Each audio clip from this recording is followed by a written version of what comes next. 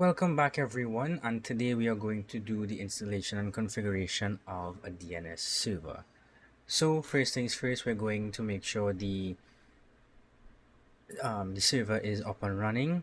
Then we are going to click the network icon. We're going to Ethernet and go into the network connections. We're going to the internet Ethernet properties just to make sure everything is in order. As I said in previous episodes before, that every time we have to restart or reboot the VM, some settings are changed.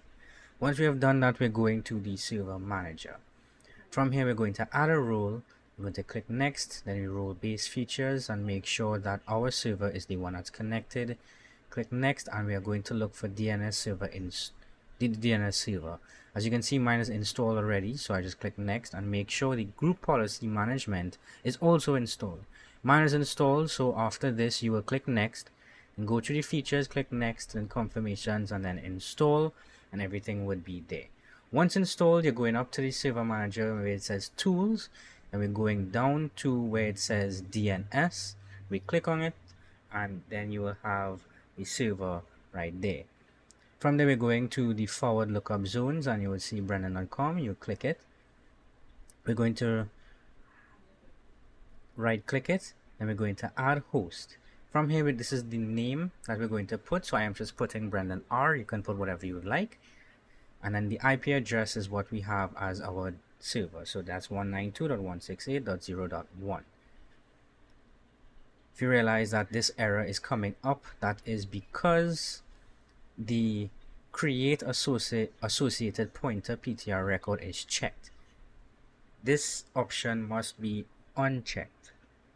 I didn't realize that when recording this video, and that is the reason why I was getting this error.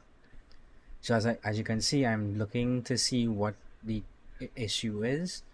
I go back, I deleted these previous ones that I've created because we don't want to do that.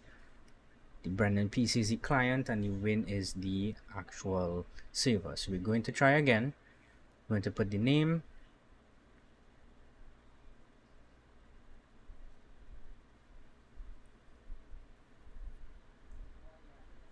We're going to put the IP address 192.168.0.1. It didn't work again because I still didn't realize at the time that the actual option was connected. There is where I realized that it's supposed to be unchecked.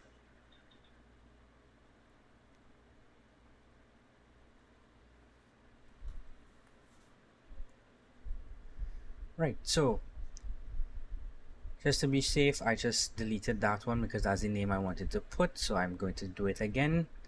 I'm going to put the name, which is Brendan R, IP address 192.168.0.1. Make sure it's unchecked and then add host, and there we have it was successfully created. So you press OK and done. Once we've finished that, as you can see, the host there is now completed. Now we go to the reverse lookup and we have to add a new zone. So we right click it, add new zone, and that menu will pop up. Make sure it's on the primary zone, and then we want the second option in this tab to be selected. You press next. Make sure it's on the IPv4 reverse lookout zone. You press next, and here we're going to put the network ID, which is just the first set of numbers, which is the 192.168.0. Make sure the first option is selected for this one, and this is just a summary of what we just did. Once everything looks good, we press finish, and there you can see that the Active Directory integrated is running. When you click on it, you will see the actual start of authority and the name server. So we can go back to the forward lookup zones. We click on the Brendan.com or whatever yours is named as. We add a new host, and this time we put www. That way we get the www. Your name, or in this case my name, Brendan.com. We put back the IP address. We click the pointer option this time and then press OK. Then we are done here. So we go back to the reverse lookout and the reverse lookup, and we go back and we browse and we make sure that the www is there and press OK. And now it's just to test to see if everything went according to plan. So this is just me just testing out, making sure everything is there. Once everything is looking good, then we are going to the actual win, which is the server. We're going to right click it and we're going to launch NS lookup.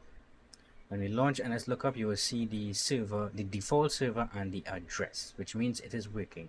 But for further testing, we're typing in www.brendan.com, and as you can see, the actual options came up. So you have the server, the address, the name, and the address. If we do the actual IP, you will see it came up here again. And that is all. And that, ladies and gentlemen, is how we install and configure the DNS server. So I hope you guys enjoyed. In the next episode, we are going to do the installation and configuration of the DHCP.